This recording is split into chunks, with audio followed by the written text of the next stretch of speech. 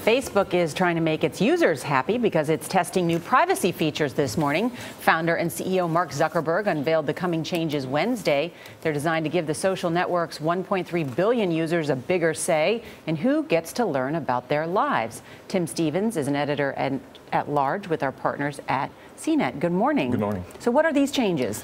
Well, there are a couple things. One of the biggest is this idea of an anonymous login. Right now, you can sign into a lot of web pages and applications just by clicking a blue Facebook button, and then it shares your information with that application developer. What Facebook is adding is the idea of being able to sign in anonymously.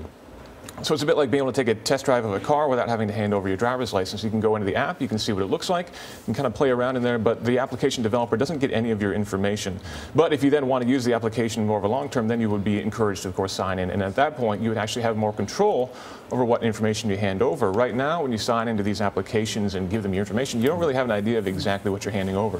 Now you have a lot more control and say exactly, is it your first name, your last name, your address, your birthday? You can control those things much more discreetly. So what does this say? Facebook is more concerned about privacy than it has been, or does it say something else about where they are in their own corporate growth? It's a little bit of both. I think Facebook is starting to listen to some of the criticism that a lot of people have had. Basically, a lot of concerns right now about what happens to your information when you go into Facebook. It's kind of a black hole.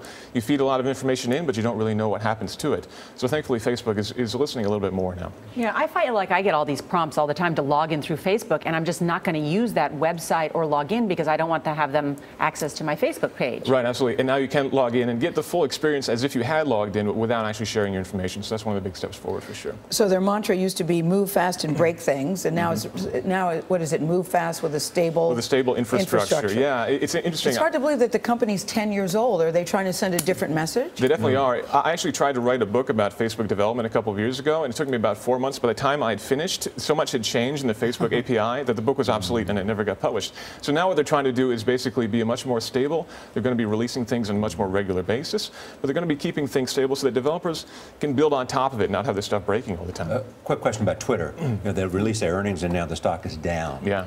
What's going on? What's going on with Twitter is basically the user adoption is kind of plateauing. They're not really showing this kind of growth that investors are looking for at this point. So there's a lot of doom and gloom for Twitter right now, but there was a lot of doom and gloom for Facebook 6 months ago, and things are looking up there. So we'll see how things look 6 months from now. Thanks, Tim. Thank you. Good to have you here.